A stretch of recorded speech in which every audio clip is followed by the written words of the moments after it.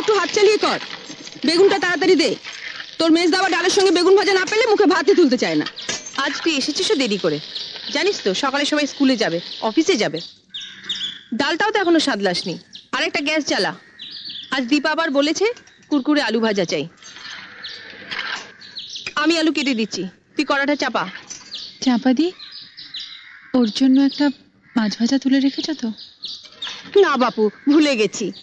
বড় বৌদিও আজ আমাকে মনে করিয়ে দেয়নি। সব আমি ঝুলে দিয়ে দিয়েছি। অত তাড়া দিলে কি সব মনে থাকে? আর কটা দিন অপেক্ষা করো, পুজো আসছে। মা দুর্গার কাছ থেকে 8টা হাত আমি ধার চেয়ে নেব।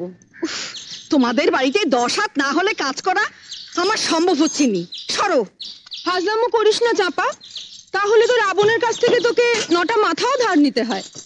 10টা মাথা না হলে সকলের সব কথা মনে রাখবি কি করে? যা বলেছিস, এই বাড়িতে সবার আলাদা আলাদা অর্ডার, এক একজনের এক এক রকম জিভ। জীব নয় দিদি, বলো নোলা। তোমরাও তো এবারের মধ্যেই পড়ো বৌমা। রোজ ডাল চচ্চড়ি দিয়ে তোমরাই কি ভাত খাও? ঝোল ঝাল ঝাল দিয়ে ছাড়া তো তোমাদের মুখেও ভাত ওঠে না।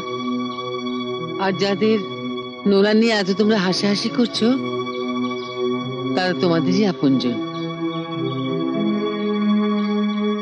জয়া মা, তুমি আর দাঁড়িয়ে থেকো না, চঞ্চলের ভাতটা বেড়ে নাও।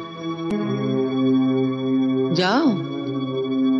রান্নাঘরে সবাই মিলে ঢুকলে ধাক্কাধাক্কি হবে, তাই দাদাদের খাবারটা বাড়া হয়ে যাক, তারপর না হয় ওর খাবারটা বেড়ে নেবো মা। কিন্তু আপিস তো সব একসঙ্গেই যাবে বৌমা। আপনার ছোট বউয়ের জন্য একটা আলাদা রান্নাঘর করে দিন মা, আমাদের সঙ্গে ধাক্কা ধাক্কি তোর কষ্ট হয়। আমি সে কথা বলিনি মেজদি।